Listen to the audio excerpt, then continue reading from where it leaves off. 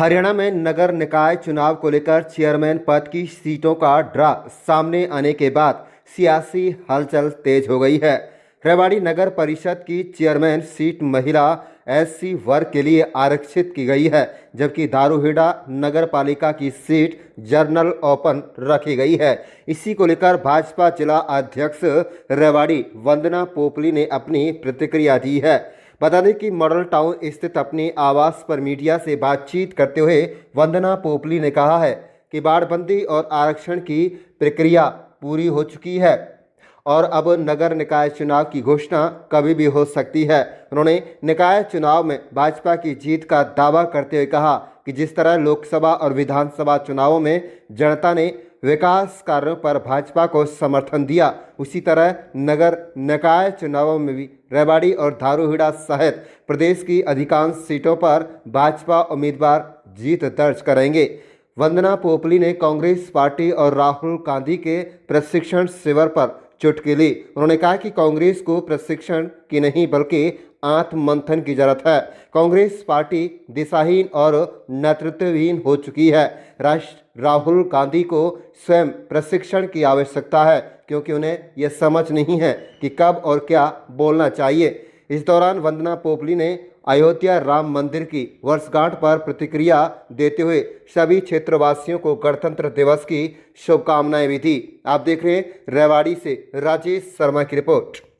मैं आपको बताना चाहूँगी कि जिस प्रकार से हरियाणा में निकाय चुनाव प्रस्तावित हैं, 3 नगर निगमों में चुनाव होंगे। उसके साथ अगर रेवाड़ी जिला की बात करें तो रेवाड़ी में 2 चुनाव होने हैं। एक रेवाड़ी नगर परिषद का चुनाव है और दारूहेड़ा नगर पालिका का चुनाव है। और इससे पहले वार्डबंदी हो चुकी है, सारा काम हो चुका है। और आज जो है दोनों चेयरमैन के जो ड्रॉ हैं वो निकाले गए हैं। रेवाड़ी में एससी वुमेन, और अगर मैं दारूहेड़ा की बात करूँ तो वहाँ पर जनरल सीट आई है। तो मैं यही कहना चाहूँगी कि अब चुनाव बिल्कुल सामने आ चुके हैं और रेवाड़ी की और दारूहेड़ा की जनता दोबारा से भारतीय जनता पार्टी के कैंडिडेट को चुनने के लिए तैयार है।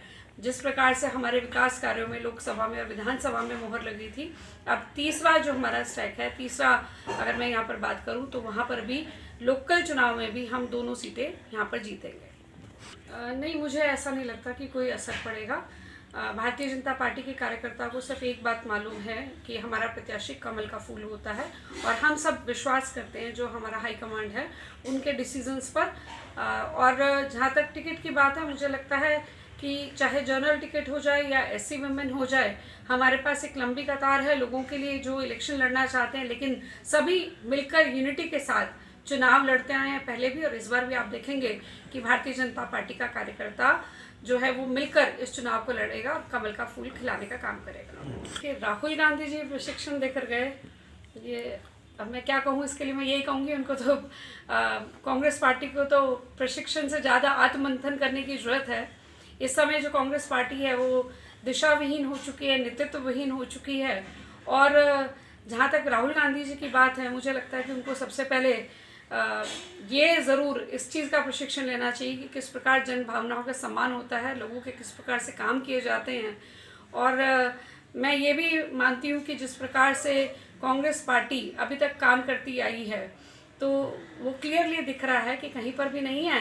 और जो आपने एक बड़ी बात यहाँ पर कही कि जिला अध्यक्षों का सम्मान नहीं हो रहा, तो कांग्रेस में किसका सम्मान होता है? परिवारवाद की पार्टी है, परिवार से बाहर ही कभी निकल नहीं पाए। ऊपर अगर हम बात करें तो राहुल गांधी और उनकी माता जी और उनकी बहन दिखाई देती हैं। हरियाणा में बात करें तो हुड्डा जी का परिवार दिखाई देता है। तो परिवार के बाहर कभी निकले नहीं, कार्यकर्ताओं को कभी सम्मान नहीं कराई, कोई नई बात नहीं है, ये तो हमेशा से होता ही आया है।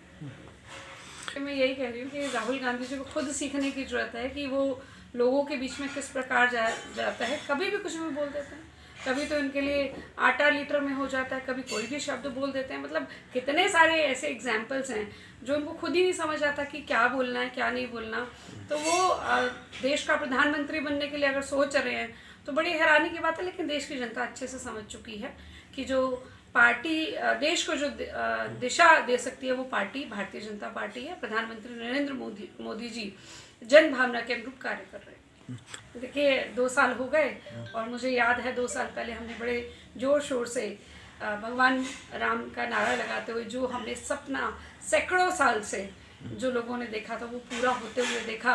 मैं धन्यवाद देना चाहूँगी कि जिस प्रकार से ये सपना पूरा हुआ है, सुप्रीम कोर्ट का, हमारी पार्टी का, नरेंद्र मोदी जी का, ये जो सपना है लाखों करोड़ों लोगों का था, सैकड़ों साल के बाद ये पूरा हुआ। पूरे भारत को, पूरे विश्व को मैं बधाई देना चाहूँगी कि आज वो 2 साल पूरे हुए हैं और मुझे उम्मीद है कि लंबे समय तक ये जो एहसास है वो हमारे बीच में बना रहेगा। देखिए 26 जनवरी आ रहा है, गणतंत्र दिवस है और मैं सभी देशवासियों को बधाई देना चाहूँगी। यही वो दिन था जिस दिन हमने सबसे पहले विश्व के सबसे बड़े लोकतंत्र की नींव रखी थी और आज उसी भावना के अनुरूप प्रधानमंत्री मोदी जी सबका साथ सबका विकास के रूप में कार्य कर रहे हैं। कार्यक्रम आयोजित हुए हैं, लेकिन जो पहला दिन है, जो आप 2 साल पहले की बात कर रहे हैं, तब क्योंकि वो पहली बार थी तो हमने उसको उत्सव के रूप में मनाया था। ये तो सदियों तक याद रहने वाली चीज़ है, ये तो 1 साल 2 साल में मिटने वाली बात नहीं है।